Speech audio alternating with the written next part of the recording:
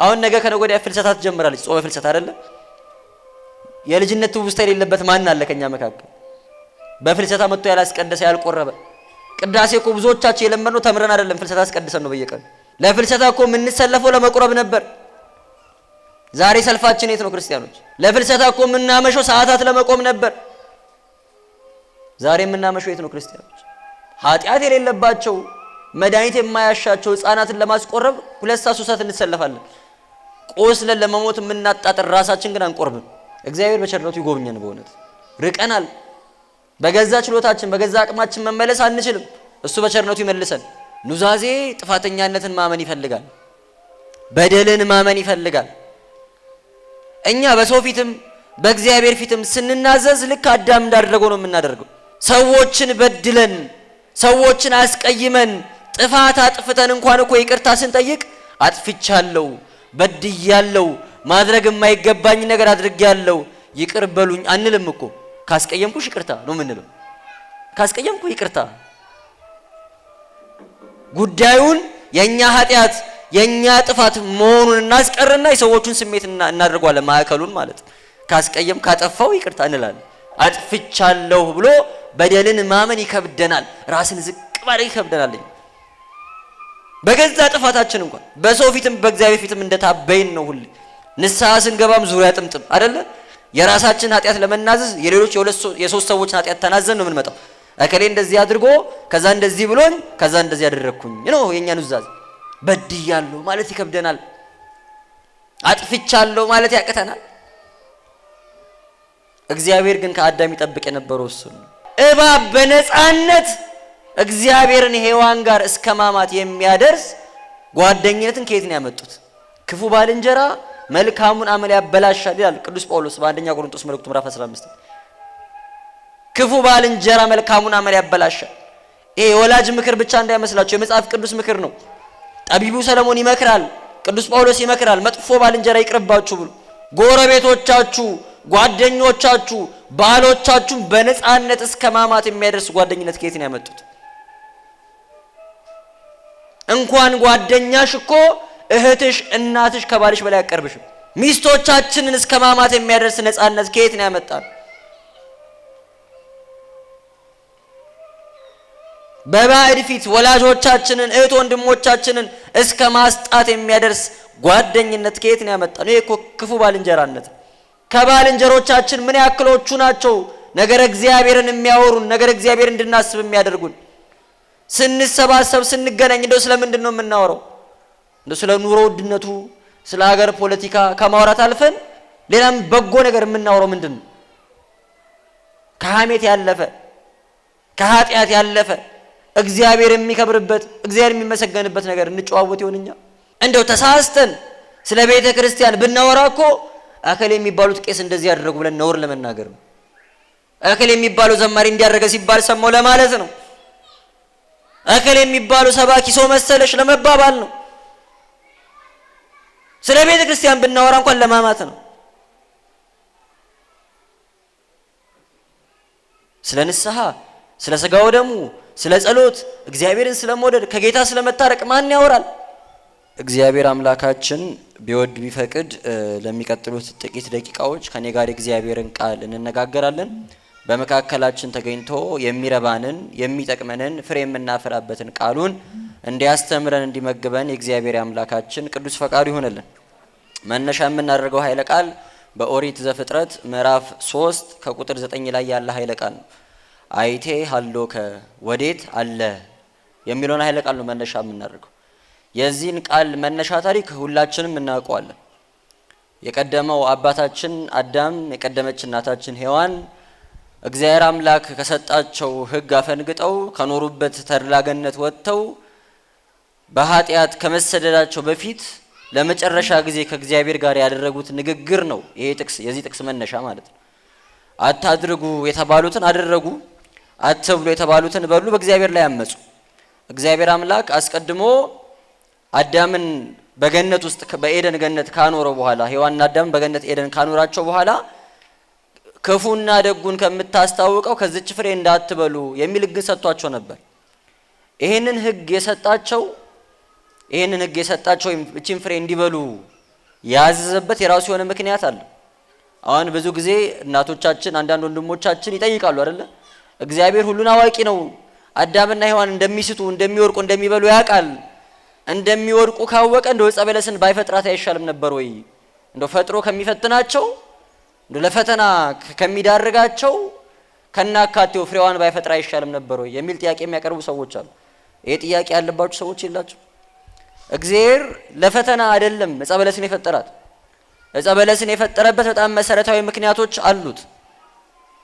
ትዝ ይላችሁ ከሆነ አስቀድሞ አዳም ከመፈጠሩ በፊት በዓለመ መላእክት ጌታ እግዚአብሔር ለቅዱሳን መላእክቱ ራሱን ከመግለጡ በፊት ቅዱሳን መላእክቱ በሚኖሩበት ከተማ ተሰብስበው ሳሉ ከመካከላቸው የገነነው ሳጥናኤል የተባለው መልአክ ከሱ በላይ ከፍ ብሎ ማንም የሌለ ቅሩበ መለኮት ሀዜ መንጦላት የሚባል ግርማው የሚያስፈራ ከመላእክት ሁሉ የሚበልጥ እኛ ከምንወዳቸው ከነ ቅዱስ ሚካኤል ከነ ቅዱስ ገብርኤል የበለጠ የነበረ በግርማው በስልጣኑ ከሱ የሚበልጥ ከሱ የሚሻል ያለ ማንም የለም ብሎ ስላሰበ የእግዚአብሔርን ሕልውና ክዶ አነ ፈጠርክሙ እኔ ፈጠርኳችሁ ብሎ የወደቀው በትዕቢት ነው።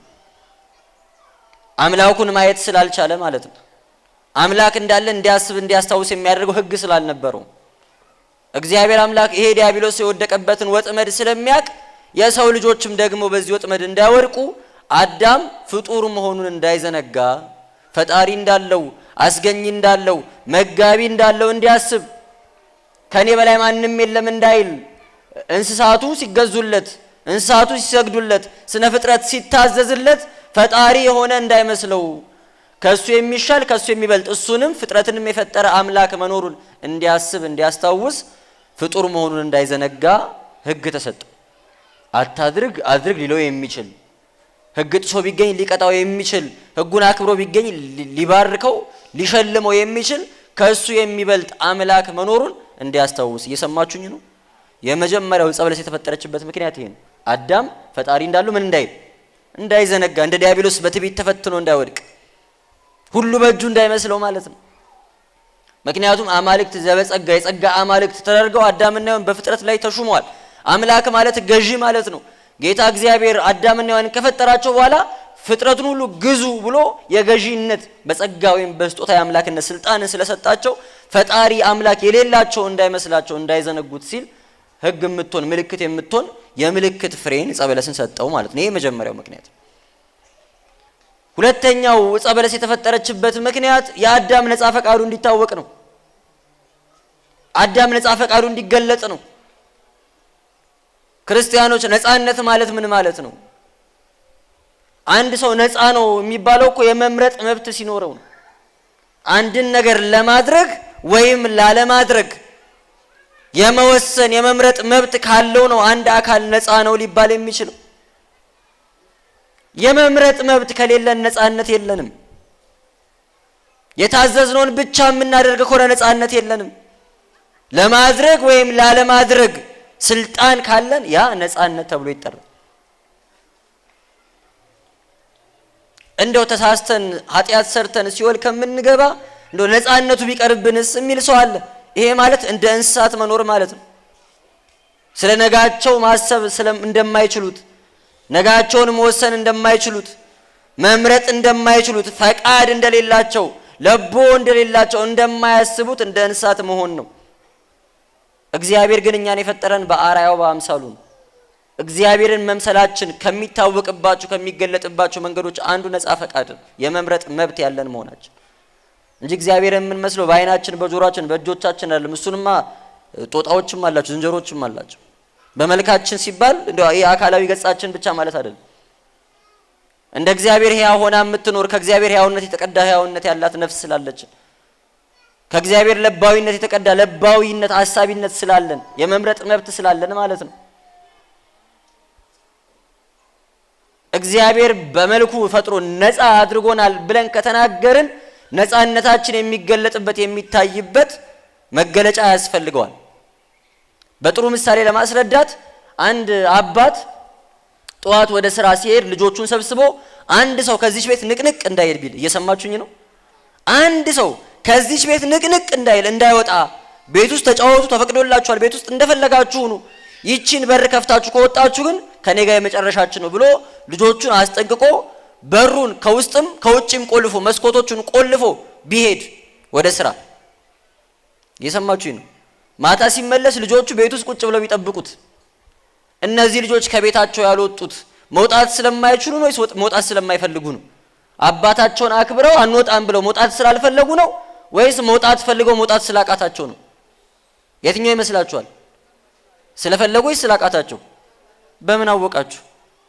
በምን እናቃለን? ስለፈለጉ ይሁን ስላቃታቸውን በምንም አናቅ። የእነዚህ ሰዎች ምርጫ የሚገለጥበት አጋጣሚ አልተፈጠረም። በተቃራኒው ግን አባትየው ከዚች ቤት ንቅንቅ እንዳትሉ ብሎ በሩን መስኮቱን ክፍት አድርጎ ቢሄድ ልጆቹ ቤት ውስጥ ቁጭ ብለው ሳይወጡ ቢጠብቁት ስለፈለጉ ነው ወይስ ስላቃታቸው ነው? ስለፈለጉ ነው። አባታቸውን ስለሚወዱት ነው፣ ስለሚታዘዙ ነው። በምን አወቅን? መውጣት ይችሉ ስለነበረ አለመውጣትን ስለመረጡ። ሐሳቤ ገብቷችኋል አይደለ? ስለ ነፃነት እንዳለን የሚታወቀው የመምረጥ መብት ማድረግ ስንችል ነው። ከእግዚአብሔር ውጭ የመምረጥ መብት ከሌለን ለእግዚአብሔር ታምነን እግዚአብሔርን አምነን ብንኖር እምነታችን ከፍቅር ይሁን ከፈቃድ ይሁን ከግዴታውን በምን ይታወቃል? እንኳን እግዚአብሔር እንኳን ሁሉን አዋቂ ነው። እኛ ግን ወደን ይሁን አቅቶን ይሁን ግራ ገብቶናል። አናቅም።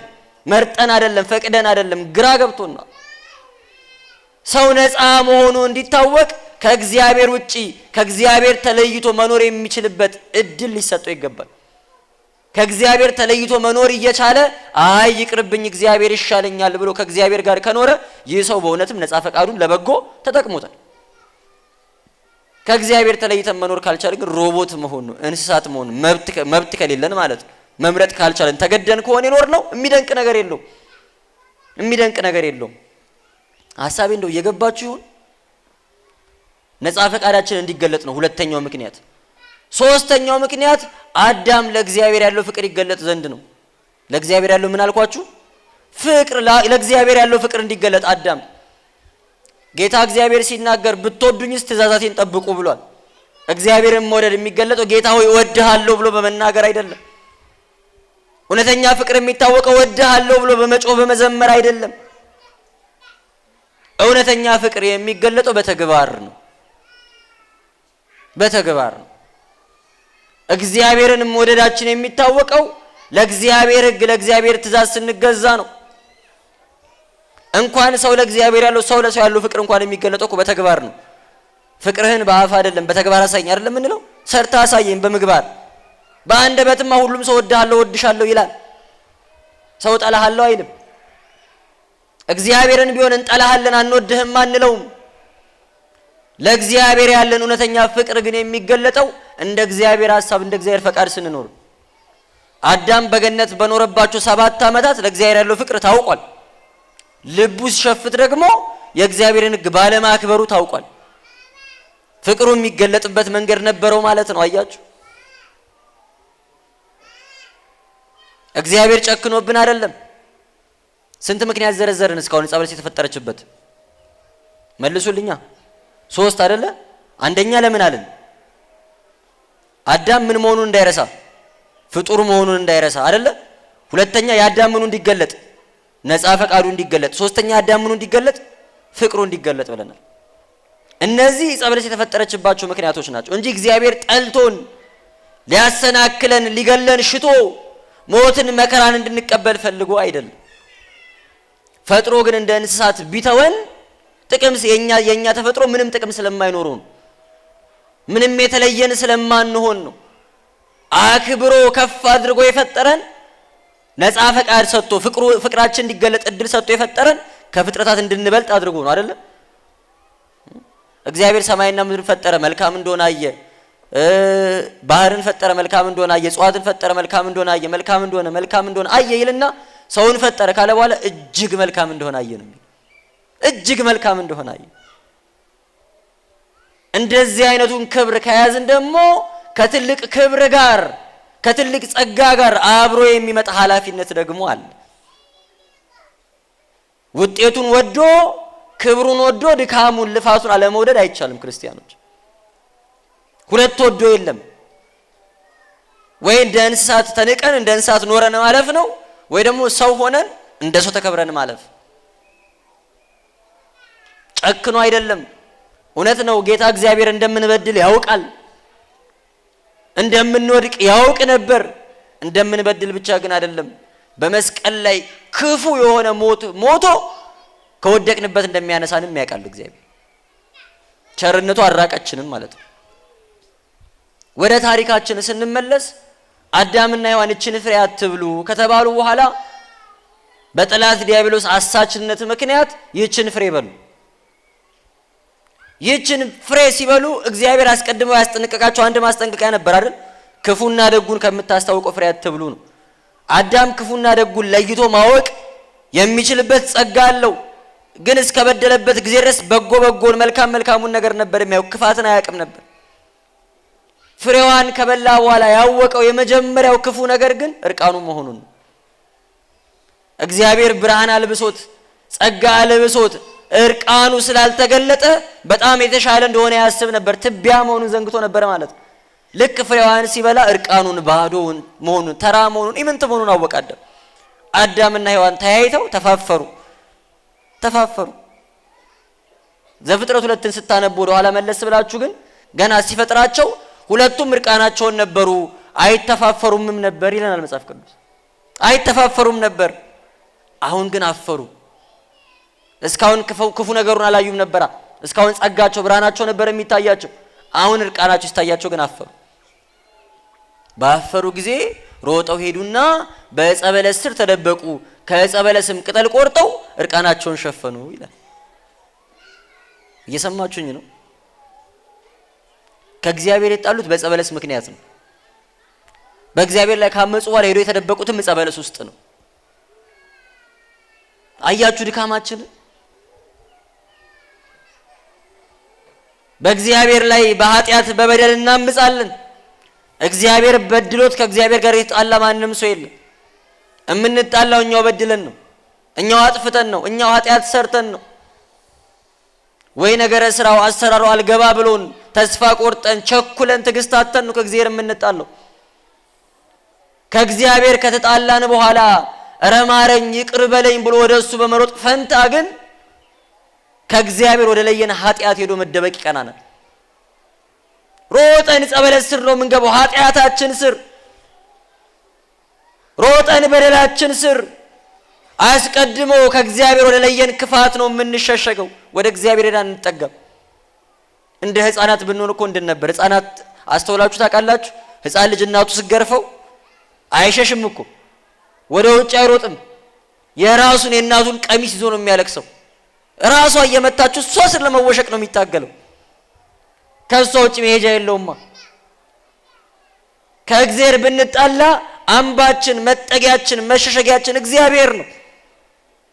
ከእግዚአብሔር ሸሽተን የምንሄድበት ሌላ መንገድ የለንም። ሌላ መጠጊያ፣ ሌላ መደበቂያ ቦታ የለንም ክርስቲያኖች። አዳምና ሔዋን ወደ እግዚአብሔር ሮጠው ጌታ ሆይ ወደቅን በማለት ፈንታ ወደ ጣለቻቸው ወደ ዕፀ በለስ ሄደው እሷ ስር ተደበቁ። ይሄ የኛ ህይወት የኛ ታሪክ ነው። እነሱ ሸሹት፣ እነሱ ተደበቁት። ቸር አባት፣ ቸር እረኛ፣ ኖላዊ ኄር የምንለው ክርስቶስ እግዚአብሔር አምላክ ግን በተደበቁበት በወደቁበት ጥሏቸው ሊቀር አልወደደም። እንደ ተደበቁት አውቆ ፍለጋ መጣ። ጌታ ፍለጋ መጣ። እግዚአብሔር በገነት መካከል ሲመላለስ ሰሙት፣ ተደበቁ። አዳም አዳም አይቴሃለሁ ወዴት አለህ ብሎ ተጣራ እግዚአብሔር። አዳም ልጄ፣ አዳም ወዳጄ ወዴት አለህ? የት ተደብቀሃል? የት ተሸሽገሃል አለው እግዚአብሔር።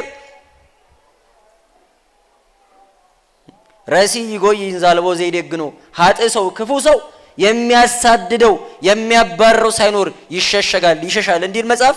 ገና እግዚአብሔር ምንም ሳይለው ነው መሸሽ ጀመረው አዳም። አዳም መሸሽ ሲጀምር፣ ወደ ኃጢአቱ መደበቅ ሲጀምር ግን እግዚአብሔር አምላክ ፍለጋውን መጣ። ልጄ ወዳጄ አዳም ወዴት አለህ አለው። ጌታ ሆይ እርቃኔን ስለሆንኩኝ አፍሬ ተደበቅኩኝ አለ። እርቃኔን ስለሆንኩኝ አፍሬ ተደበቅኩኝ። እግዚአብሔር ፊት እርቃን አይቆምማ። በአምላክ ፊት እርቃን እንዴት ይቆማል? ለዛ እኮ ለብሰን ተሸፋፍነን የምንመጣው ለዛ ነው፣ ስለ ክብሩ። እርቃኔን ሆኜ አፍሬ ተደበቅኩኝ አለ። እግዚአብሔር ጠየቀው፣ አዳም ሆይ እርቃንህን መሆንህን ማን ነገረ? 7 ዓመት ስትኖር እርቃንህን መሆን አታውቅም። እስከ ዛሬ እርቃን መሆን አሳፍሮ አያውቅም። ዛሬ እርቃንህን መሆንን ማን ነገረ? አትብላ ካልኩ ፍሬ በላህን አለው።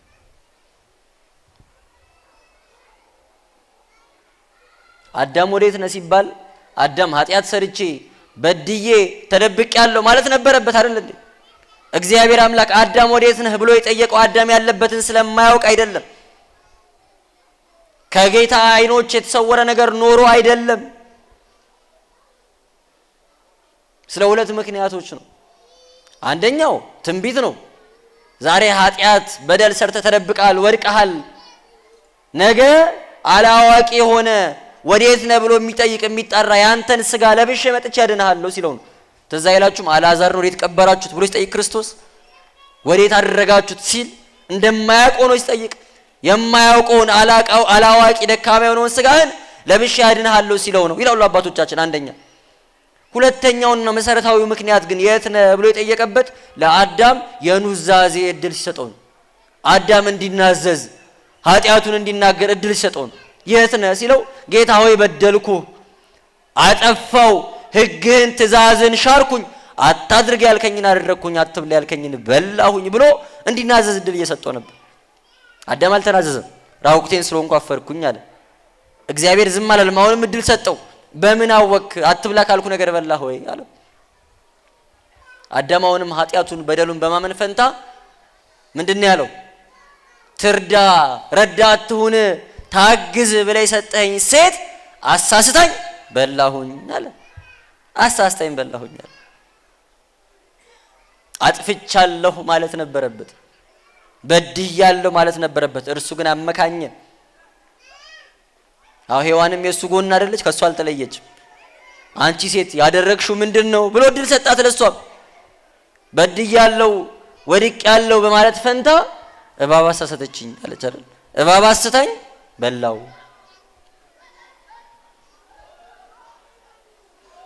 ኑዛዜ ጥፋተኛነትን ማመን ይፈልጋል። በደልን ማመን ይፈልጋል። እኛ በሰው ፊትም በእግዚአብሔር ፊትም ስንናዘዝ ልክ አዳም እንዳደረገው ነው የምናደርገው። ሰዎችን በድለን ሰዎችን አስቀይመን ጥፋት አጥፍተን እንኳን እኮ ይቅርታ ስንጠይቅ አጥፍቻለሁ፣ በድያለሁ፣ ማድረግ የማይገባኝ ነገር አድርጌያለሁ፣ ይቅር በሉኝ አንልም እኮ። ካስቀየምኩሽ ይቅርታ ነው የምንለው። ካስቀየምኩ ይቅርታ። ጉዳዩን የኛ ኃጢአት የኛ ጥፋት መሆኑን እናስቀርና የሰዎቹን ስሜት እናደርጓለን ማዕከሉን ማለት። ካስቀየም ካጠፋው ይቅርታ እንላለን። አጥፍቻለሁ ብሎ በደልን ማመን ይከብደናል። ራስን ዝቅ ማድረግ ይከብደናል። በገዛ ጥፋታችን እንኳን በሰው ፊትም በእግዚአብሔር ፊትም እንደታበይን ነው። ሁሌ ንስሐ ስንገባም ዙሪያ ጥምጥም አይደለ? የራሳችን ኃጢአት ለመናዘዝ የሌሎች የሶስት ሰዎችን ኃጢአት ተናዘን ነው የምንመጣው። እከሌ እንደዚህ አድርጎ ከዛ እንደዚህ ብሎኝ ከዛ እንደዚህ ያደረኩኝ ነው የኛ ኑዛዜ። በድያለሁ ማለት ይከብደናል። አጥፍቻለሁ ማለት ያቅተናል። እግዚአብሔር ግን ከአዳም ይጠብቅ የነበረው እሱ ነው። ጌታ ሆይ በድያለሁ፣ ጌታ ሆይ አጥፍቻለሁ፣ ምህረት ይገባኛል ለማለት። የውድቀታችን የመቀጣታችን አንዱ ምክንያት ይሄ ነው። የሰው ልጅ ለመውደቁ የመጀመሪያው ምክንያት ክፉ ምኞት ነው። እንደምታውቁት ክፉ ምኞት ነው። አዳም ርቦት አይደለም ያችን ፍሬ የበላው። ክፉ ሐሳብ በጆሮ በመጣ ጊዜ ጠላት ዲያብሎስ መጥፎ ሐሳብ በዘራበት ጊዜ ወደዛች ፍሬ ተመለከተ። ለዓይን ያማረ ለመብላትም የሚያስጎመዥ እንደሆነ አዩ ነው የሚለው መጽሐፍ ቅዱስ። ተመኝተው ጎምዥተው እንጂ ተርበው አይደለም የወደቁት። ክፉ ምኞት። ኃጢአታችን የሚጀምረው እኮ ከሐሳብ ነው፣ ከመመኘት ነው።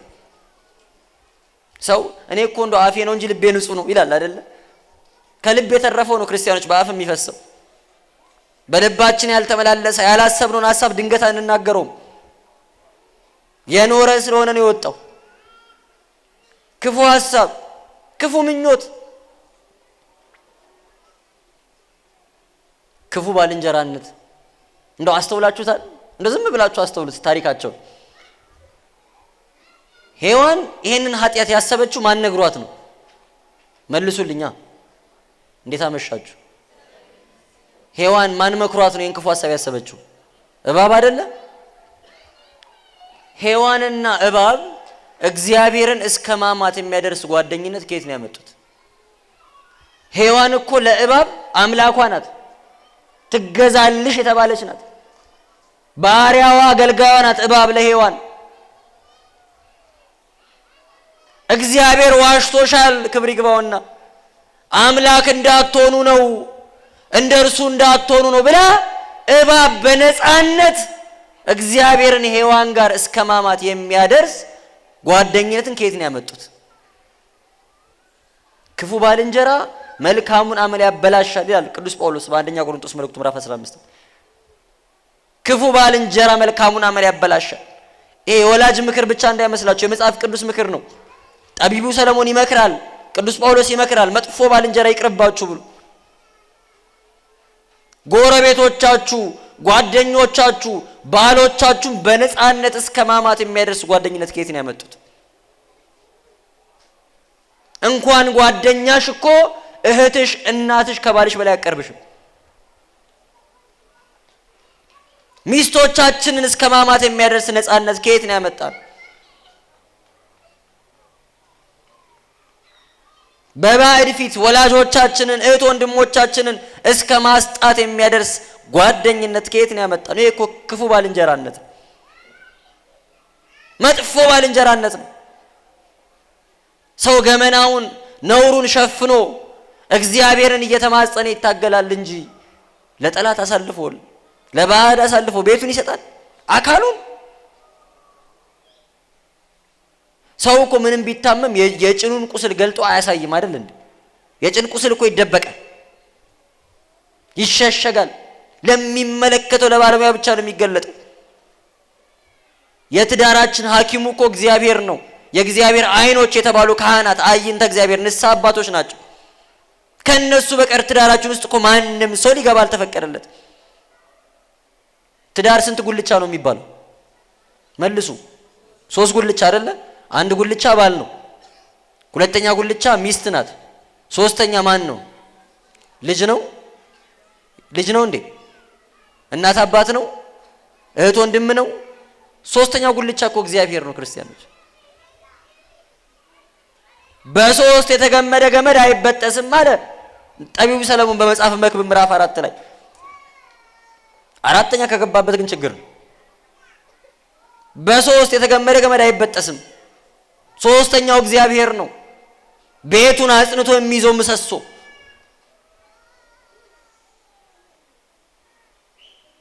ክፉ ባልንጀራ ከእግዚአብሔር ያጣላል፣ ቤት ያፈርሳል፣ ሕይወት ያመሳቅላል። የሚያወሩንን ሰዎች፣ አብረውን የሚውሉንን ሰዎች፣ ጆሮአችንን ልባችንን የምንሰጣቸውን ሰዎች በጥንቃቄ መምረጥ ያስፈልጋል።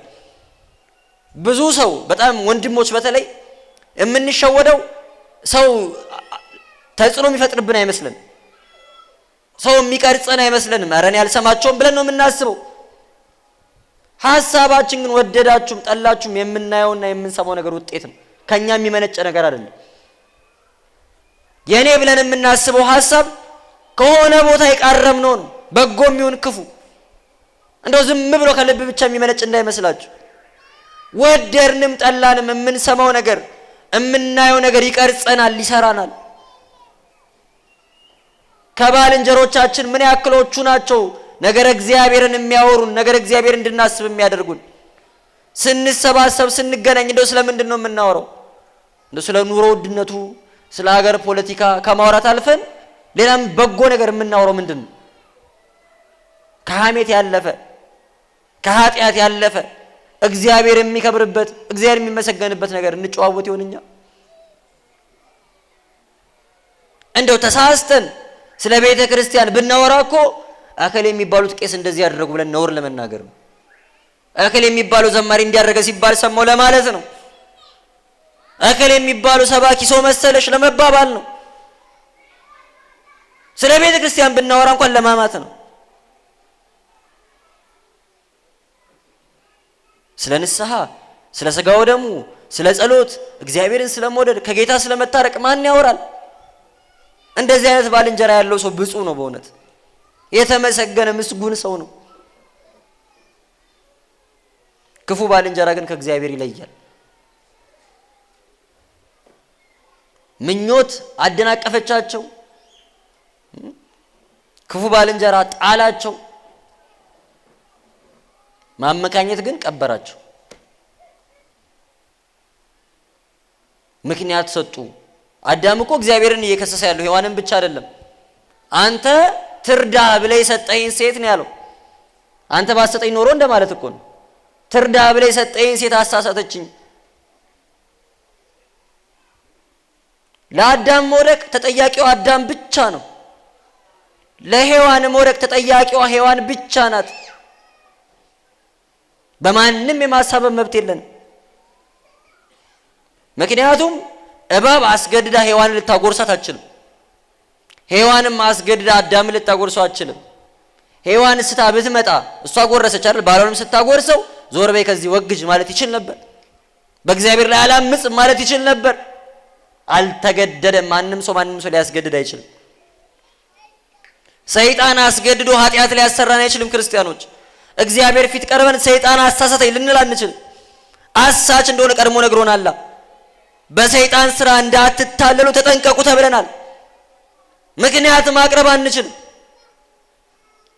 ጠላትን ዲያብሎስን ተቃወሙት ከናንተ ይሸሻል የተባለው የማንም አጥማቂ የማንም ቀልደኛ መጫወቻ ሆነን የቀረነው እኮ ለጥፋታችን ለበደላችን ኃላፊነት ከመውሰድ ይልቅ በሰይጣን ማሳበብ ስለምንወድ ነው። ገርግር ስላለብኝ ነው ይላል። ለምን አሰራም ሲባል አሰርተውብኝ አዙረውብኝ ነው። ሰይጣን እንደዚህ ያለው እድሌን ገልብጠውት ነው ይላል። እድል ሲገለበጥ የፈጠረ እግዚአብሔር የት ሄዶ ነው? ምንድነው እድል ሲጀመር? ለስንፍናችን፣ ለኃጢአታችን፣ ለድካማችን ኃላፊነት መውሰድ ስለማንፈልግ ሰነፎኜ ነው፣ ስለማልጋደል ነው፣ ስለማልጸልይ ነው፣ ንስሐ ስላልገባው ኃጢአት ስለነገሰብኝ ነው፣ ስለማልቆርብ ነው ማለት ስለማንፈልግ ሰይጣን የለም እያልኳችሁ አይደለም። አያስትም እያልኳችሁ አይደለም። ሞክርም እያልኳችሁ አይደለም። በእኛ ላይ ስልጣን የለውም እያልኳችሁ። ሊያስተን ሲመጣ ዞር በል ከዚህ ማለት ትችላላችሁ እያልኳችሁ ነው።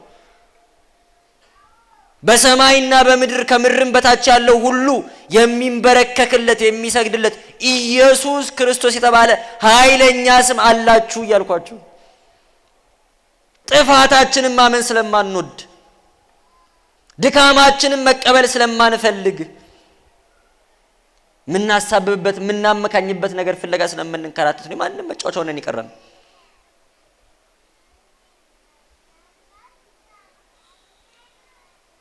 ከእንደዚህ አይነት ስንፍና እግዚአብሔር በቸርነቱ ይሰውረን። በእውነት ጠላት ያስታል። ስራው ማሳት ነው። ጠላታችሁ ዲያብሎስ የሚውጠውን ግዳይ ፈልጎ እንደሚዞር አንበሳ በዙሪያችሁ ይዞራል አይደል የተባለው? እንደሚያገሳ አንበሳ ግዳይ ፍለጋ እንደሚዞር አንበሳ ይዞረናል። ምን አለ ጌታችን ለቅዱሳን ሐዋርያት? ሰይጣን እንደ ስንዴ ሊያበጥራችሁ ለመነ፣ እኔ ግን ስለናንተ ጸለይኩኛል። እንደ ስንዴ ሊያበጥራችሁ ስራው ይሄ ነው። እኛን ለመጣል ይጋደላል፣ እውነት ነው። ይታገላል፣ እውነት ነው። እኛ እስካልደከምን እስካልሰነፍን ድረስ ግን ሊያሸንፈን አይችልም። እኛ ልባችንን ካልከፈትንበት ሊያድርብን አይችልም። በጸሎት በሚጠበቅ በንስሐ በሚጸዳ በቅዱስ ቁርባን ባጌጠ ልብ ውስጥ ጠላት ዲያብሎስ ማደር አይችልም። እግዚአብሔር ካደረበት በቃ ለሰይጣን ቦታ የለውም። ቤታችን ልባችን ሁለቱን አጠገብ ለአጠገብ ማሳደር አንችልም። ከሁለት አንዱ ነው የሚነክስብን። ማንን ያስጠጋችሁት ነው ጥያቄ። ማንን ያስጠጋ ነው ወደ ቤታችሁ፣ ወደ ህይወታችሁ፣ ወደ ኑሯችሁ? ምክንያቱም መደርደር እንወዳለን። መጽሐፍ ቅዱስ ግን ያስጠነቅቀናል። ሐዋርያው ቅዱስ ጳውሎስ በሮሜ መልእክቱ ምዕራፍ 1 ከቁጥር 20 ላይ እግዚአብሔርን ሲያውቁት እንደ እግዚአብሔርነቱ አላከበሩትምና አላመሰገኑትምና የሚያመካኙትን ነገር አጡ ይላል። ምክንያት የሚያደርጉትን ነገር አጡ። እግዚአብሔርን እያወቁት እንደሚገባው ክብር ስላላከበሩት፣ እንደሚገባው ምስጋና ስላላመሰገኑት፣ ነገ በእግዚአብሔር ፊት ሞገስ ሲያጡ በዚህ ምክንያት ነው ብሎ የሚያመካኙት ነገር የላቸው። ምክንያት የለንም። ጌታችን አገልግሎቱ ስራው እኛን ምክንያት ማሳጣት ነው። እማንድንበት ምክንያት እንዳይኖር ማድረግ። ትዝ ይላችኋል ጌታችን በጥብርያዶስ ባህር አጠገብ አሳውንና ህብስቱን አበርክቶ ሲመግብ ታሪኩን ታስታውሱታላችሁ አይደለ? እንዴት አመሻችሁ? ትዝ ይላችኋል ታሪኩ? ጌታችን 2 ዓሣ 5 እንጀራ አበርክቶ 5 ገበያ ሕዝብ የመገበበት ታሪክ ማለት ነው። እና አባቶቻችን እንደው እግዚአብሔር እኛን ምክንያት እንዴት እንደሚያሳጣ አመስጥረው ከሚያስተምሩባችሁ ታሪኮች አንዱ ይሄ ነው። ታሪኩን ስታነቡ በአራቱም ወንጌል ላይ እንደዚህ አይነት ታሪክ ታገኛላችሁ። አራቱም ወንጌል ላይ ያለ ታሪኩ። አሁን ህዝቡ ቀኑን ሙሉ ሲማሩ ውለዋል። ወደ ምድረ በዳ ወጥተዋል። በባህር አጠገብ ነው ያሉት። ምድረ በዳ ማለት በረሃ ማለት አይደለም፣ ሰው የሌለበት ቦታ ማለት ነው። እሺ፣ በባህሩ ዳርቻ ነው ያሉት። በጥብርያዶስ ባህር ሰው የሚኖርበት ገበያ ያለበት አይደለም። መሽቷል። ቀኑን ሙሉ ርቧቸዋል። ቀኑን ሙሉ ሲያስተምር ነው ያለው ከጧት እስከ ማታ። ይሄንን ማቴዎስ ላይ ስታነቡ ማታ ላይ እንዳበዛ እንዳበረከተ ታገኛላችሁ። ማርቆስ ላይ ስታነቡ ምድረ በዳ ላይ እንደነበረ ታገኛላችሁ። ሉቃስ ላይ ስታነቡ ህዝቡን ቁጭ በሉ ብሎ ሳር ላይ አስቀምጦ እንደመገባቸው ታገኛላችሁ። ዮሐንስን ስታነቡም በባህሩ አጠገብ ቁጭ አድርጎ እንደመገባቸው ታገኛላችሁ። እነዚህ የተነገሩበት ምክንያት አላቸው። አሁን ጌታችን ያደረገው ታምር በጣም ድንቅ ነው። 5 እንጀራ 2 ዓሣ ሴትና ህፃናት ሳይቆጠሩ ለ5000 ወንዶች መመገብ በሂሳብ ህግ በሰው ልጅ አእምሮ የሚቻል ነገር አይደለም። ክርስቶስ መገበ ተብሎ ሲነገር አረኛ እኮ ስላራበን ነው፣ ቢርበን ኖሮማ ለ10 ሰው ማይበቃም ብለው እንዳይከራከሩ ቀኑን ሙሉ አውሎ በምሽት ሲርባቸው ነው ያበላቸው። ማቴዎስ ይነገር አረ ያለንበት የተቀመጥንበት ቦታ ስላልተመቸን ነው እንዳይሉ ሉቃስ እንደነገረን ሳር ላይ ቁጭ አድርጎ ነው የመገባቸው። አይሁድ ባላቸው የመናጻት ስርዓት እጃቸው ደም እስኪመስል ድረስ ቀይ እስኪሆን ድረስ ታጥበው ንጹህ ነው የሚበሉት።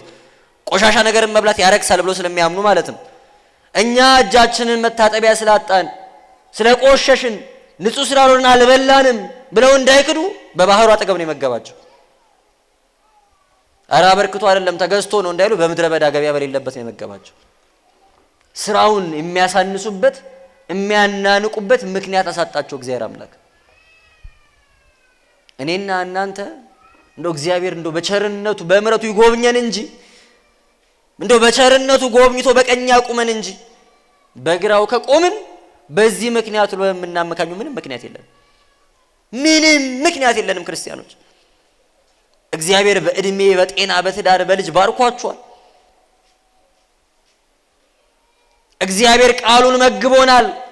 ካህን አላሳጣንም፣ መምህር አላሳጣንም፣ ቤተ ክርስቲያን አላሳጣንም፣ የሚቀሰቅሰን ንቁ የሚለን ሰው አላሳጣንም። ንስሐ ያልገባነው ስለሰነፍን ነው። ስጋው ደሙን ያልተቀበልነው ስለ ትዕቢታችን ነው። ከትምህርት እጥረት ነው እንዳንል ዘመኑ የትምህርት እጥረት ያለበት አይደለም። እንደ ድሮ ቤተ ክርስቲያን መምጣት ራሱ ላይ ያስፈልግ ሰው ቤቱ ቁጭ ብሎ የሚማርበት ዘመን ላይ ነው ያለን። ሩቅ ሀገር እንዳሉት ወገኖቻችን ቤተ ክርስቲያን አተን ነው ካህን አተን ነው የሚቀድስልን የሚናዘን የለም ማለት አንችልም። ለመውደቃችን ለመሞታችን ለዘላለም ፍርድ ለመዳረጋችን ማቅረብ የምንችለው ምንም ምክንያት የለም። ንቁ። እረኛችን ቸር ነው። መድኃኒታችን ቸር ነው። በድለውኛል፣ አስቀይመውኛል፣ ኃጢአት በደል ሰርተዋል፣ ከመንገድ ወጥተዋል ብሎ ትቶን አያውቅም። እየጠላ ነው ይወደናል፣ እየሸሸ ነው ይከተለናል።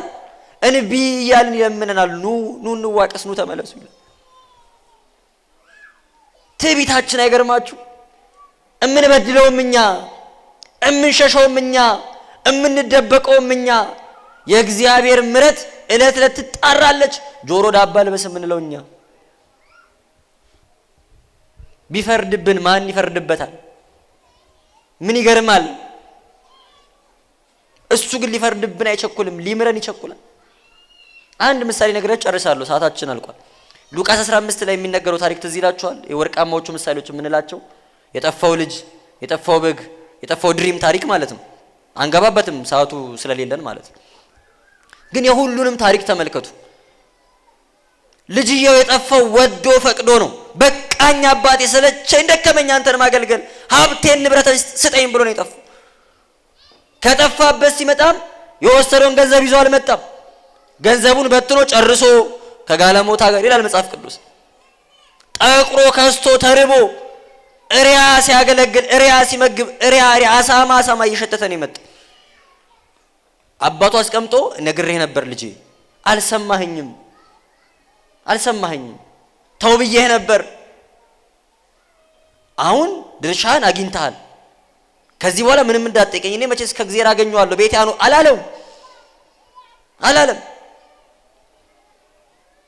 እየሮጠ ሄዶ አቀፈው ነው የሚለው። እየሮጠ ሄዶ አቀፈው። ለምን ብሎ ሲጠይቅ ሲያኮርፍ አትመለከቱት? ከመቶ በጎቹ አንዷ የጠፋችበትን እረኛ አስታውሱት። አማኑኤል የኛ ቸር እረኛ በምድረ በዳ እሷን ለመፈለግ ሲንከራተት ውሎ 99 እኮ ታማኝ በጎች አሉት። በግ መቼስ ልጥፋ ብላ አጠፋም አይደለ? ሳርሳሩን ውሃውን ያለች ነው የምትጠፋው። ይሄኔ እኮ ፈርታለች ምድረ በዳ ላይ ብቻዋን ስትቅበዘበዝ። ይሄን አውሬ ያስደንግጧታል ብሎ እረኛው አብሯት ሲንከራተት ብሎ ሲያገኛት እየገረፋ መጣት አይልም። በረሃ ለበረሃ እኮ ተንከራቷል ደክሞታል። ግን እሷ የበለጠ ደክሟታል ብሎ በትከሻው ተሸከማት ነው የሚለው። በትከሻው የጠፋችውን በግ ለምን ጠፋሽ ብሎ ሲቆጣ እናየውም። እግዚአብሔር እንደዛ ነው። ከነ ኃጢአታችን እንደው ዝም ብሎ ያለ ወረት የሚወደን አምላክ። እኛ የምንሰራው እኛ የምናደርገው እግዚአብሔር እንዲጠላን ማድረግ የሚችል ኃጢአት የለም። አይደንቃችሁ? እግዚአብሔር እንዲጠላን ማድረግ የሚችል ኬፐብል የሆነ ኃጢአት የለም። ኃጢአታችን እያሳመመው ኃጢአታችን እያቆሰለው እኛን ግን ይወደናል። በጣም ልዩ የሚያደርገው እኮ ይሄን ነው። ክርስቶስ በጣም ድንቅ የሚያደርገው የኛን ጌታ እኮ ይሄ ነው። እኛ ዕለት ዕለት የምንሰራው ኃጢአት ማለት በእርሱ የሾህ አክሊል ላይ ሾህ እንደመጨመር ማለት ነው። በሱ ጅራፍ ላይ ጅራፍ እንደመጨመር ማለት ነው። የማዳኑን ስራ ማቃለል ማለት ነው። የከፈለልንን ዋጋ ማሳነስ ማራከስ ማለት ነው። እንደዛ ዕለት ዕለት እየበደልነውም ግን ሲጠላን አናየውም። ፍለጋችንን ሲንከራተት የጠፋው ልጅ መጣ ብሎ ደስ ሲለው ነው የምንመለከተው። እኛ ግን እንደዚህም ሆኖ እየፈለገን ለመገኘት አንወድም። መደበቅ ደስ ይለናል። እንሸሸዋለን። ኑ ይላል አንሰማውም። ይጣራል፣ ጆሮአችንን እንደፍናለን።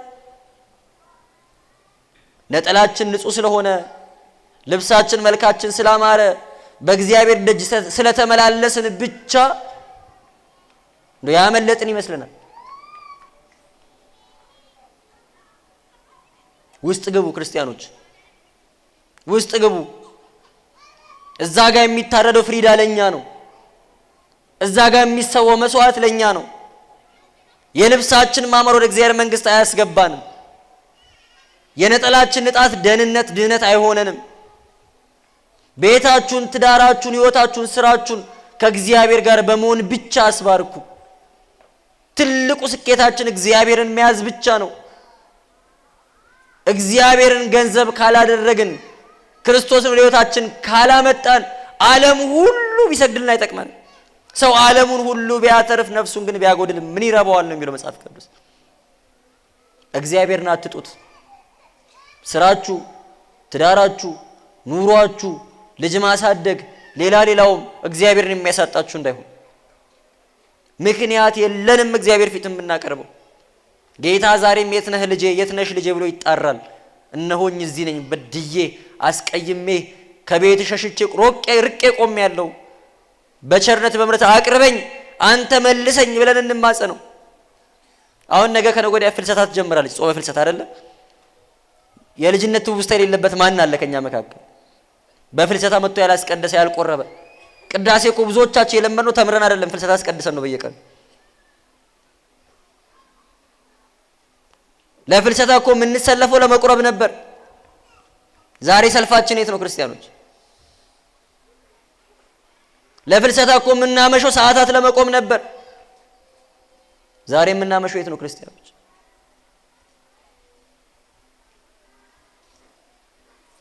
ኃጢአት የሌለባቸው መድኃኒት የማያሻቸው ህፃናትን ለማስቆረብ 2 ሰዓት 3 ሰዓት እንሰለፋለን። ቆስለን ለመሞት የምናጣጥር ራሳችን ግን አንቆርብም። እግዚአብሔር በቸርነቱ ይጎብኘን። በእውነት ርቀናል። በገዛ ችሎታችን በገዛ አቅማችን መመለስ አንችልም። እሱ በቸርነቱ ይመልሰን። ምሕረቱን ፍቅሩን አያርቅብን። ዛሬ በዚህ ቦታ ላይ ስሙን ጠርተን ለማመስገን ቃሉን ለመስማት እንዳሰባሰበን ሁሉ ነገ ደግሞ ተስፋ በምናደርጋት ነፃ በምታወጣ በሰማያዊት ኢየሩሳሌም በቸርነቱ በምሕረቱ እንዲሰበስበን የእግዚአብሔር አምላካችን ቅዱስ ፈቃዱ ይሁንልን። የሰማነውን ቃል በዝነ ልቦናችን አሳድሮ ፍሬ የምናፈራበት ያድርግልን። ወስብሐት ለእግዚአብሔር። ይቆየን።